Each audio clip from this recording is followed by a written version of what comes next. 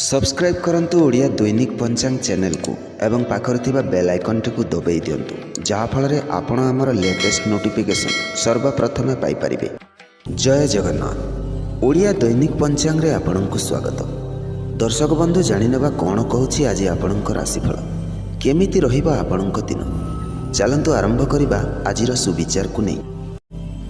आजिर सुविचार आपणक जीवनर सफलता निजर भावना एवं प्रयास पर निर्भर करे। जे पर्यंत आपण चेष्टा करिवे से पर्यंत सफलता आपणक पाखक आसीबो। सेहिपरि सकारात्मक चिंता करंतु, निज लक्ष्य को स्पष्ट करंतु एवं दृढ़ विश्वास सहित आगकू बढ़ी चलंतु। आपण सफलता निश्चय पाइबे। आजिर पंचांग 30 नवेम्बर 2024 दिन शनिवार, मार्गशीर मास कृष्ण पक्ष चतुर्दशी दिवा 10 घंटा 28 मिनिट पर्यंत, तापरे अमावास्या। आजिर सूर्योदय पुरी को प्रातः 6 घंटा 3 मिनिट एवं सूर्यास्त संध्या 5 घंटा 5 मिनिट। आज बिछा राशि चंद्र प्रवेश, वृष सिंह कन्या राशि मानकर घातबार एवं घात चंद्र नास्ति। आजिर शुभ बेला ब्रह्म मुहूर्त प्रातः 4 घंटा 27 मिनिट 5 घंटा 15 मिनिट। अभिजित मुहूर्त दिवा 11 घंटा 12 मिनिट ठार 11 घंटा 56 मिनिट पर्यंत। आजिर निषिद्ध खाद्य तैलयुक्त एवं आमिषयुक्त खाद्य निषिद्ध।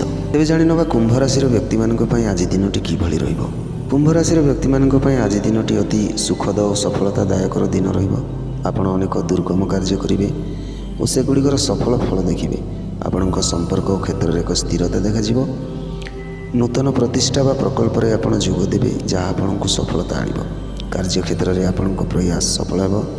किसी दुर्गम कार्य आपणकर परिचालन करेंगे जार फल सार्थक आगक बढ़िबार सुजोग मिल। जदि आप नूतन प्रकल्प किंबा व्यवसाय आरंभ करने को चाहते तेबे यापाई समय सफल हो। कि नूतन अवसर आपड़ देखिए और आपणकर श्रम सफल हो।